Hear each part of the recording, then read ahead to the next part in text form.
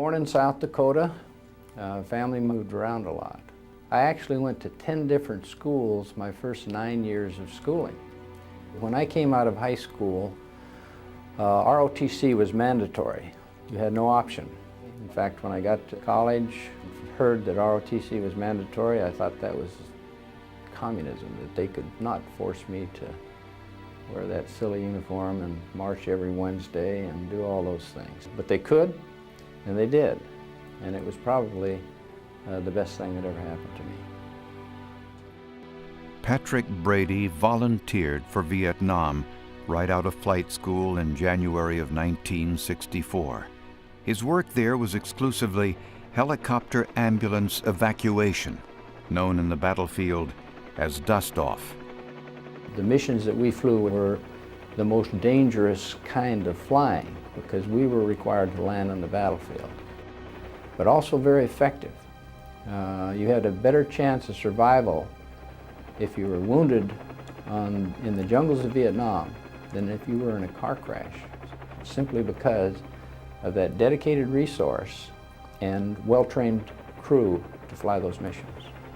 Brady quickly earned a reputation as one of the most skilled evac pilots in Vietnam. His gutsy, innovative flying techniques enabled him to maneuver through conditions that turned most pilots back. It was for this reason that Brady was called upon one foggy day in 1968 to make a series of impossible rescues where others before him had failed. I flew 4 separate sets of missions that day. We went through 3 helicopters. There had been, they told me, 7 attempts to get the people out, and they were unsuccessful. And I wasn't even on duty that day. But they knew I could fly these missions, the guys in my unit. And so they called me to pick up some patients from an outpost that was under attack, deep in the stuff. This is Rebel 6, request dust off, over. So I went into that outpost and picked up those patients. It was not a problem. Second mission, second series of missions, same thing. They had 60 or 70 patients caught in a valley under that stuff. And they had several aircraft shot down, and there had been numerous attempts to get in there. Dust off, over. They weren't going to let me go in initially. I had to land on the fire support base and talk to the brigade commander into letting me go in. He actually went to my co-pilot and said to my co-pilot, "Can he do that?" My co-pilot said, "We've been doing it. We just did it this morning." So we go into there. We flew right over the top of the enemy. But by the time he saw us, I could see him laying in the mud under us. He can't do anything, because by the time he hears the helicopter and finds where in the heck is it, and then if he sees me, you know, he can't see 30, 40 feet, and we're gone. So I ended up having to go back in there 4 times to get all the patients. We got them all out. And when they saw us break up out of that fog, everybody on the fire support base broke out clapping. So that was half the day. The next mission was some American casualties in an area in a firefight. We went in, and we may have come in the wrong way. We may have got some bad information from the people on the ground, because as we got close to the ground, the friendly wouldn't stand up to help us load the patients, and the enemy cut loose on us. And so we took a bunch of rounds. One of the rounds came up through the floor. They told me later that it went through the controls, but we seemed to be flyable. And so I went around, and then I came in a better way, and they were ready to stand up and help us load the patients, and we got them out. So the aircraft was damaged, and I had to get another airplane when I got back. Now in the meantime, we're flying missions, other missions in between here. You know, there's all kinds of activity in the countryside. So we head down south, and on the way back, I'm monitoring the traffic on the radio, and I hear about some soldiers who are trapped in a minefield. And as I fly by, I see a dust-off bird from down south sitting on the ground there.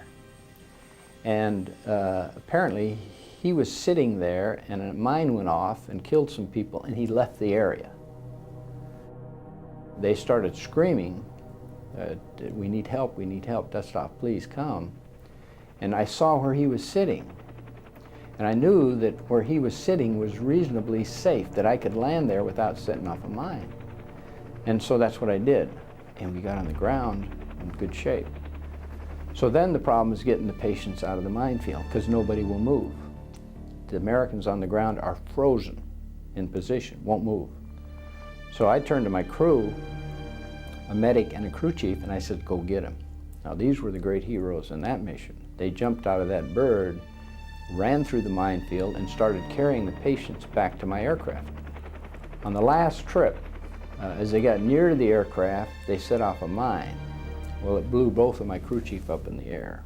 And I'm looking out the back window as they're loading, and I see them go up in the air, boom, and then the shrapnel hits the side of the aircraft. All my lights start flashing, and so I don't know if I'm flyable again.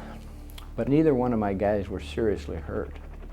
They managed to get on the aircraft, and it was flyable. I was able to get it off the ground, and that was the end of it. As far as fear goes, never experienced it. For me, it was a matter of my faith. My faith was a substitute for fear. And I just knew that if I died doing what I was doing, what better way to die? I mean, what better way for a soldier to die than to be saving the lives of his fellow soldiers? The message that I try to bring to the young people is simply this. We're not born equal. There's no question about that. In terms of ability, in terms of opportunity, we're just not all born equal. Some guys are smarter, some guys are faster, some guys are better looking, and so on.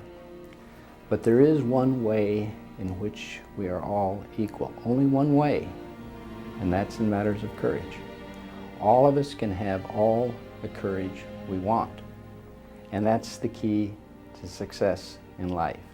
That's important, that our children look at that and say, courage is a good thing. Sacrifice is a good thing. The sacrifice of a soldier is a particularly good thing because there's no bottom line to it.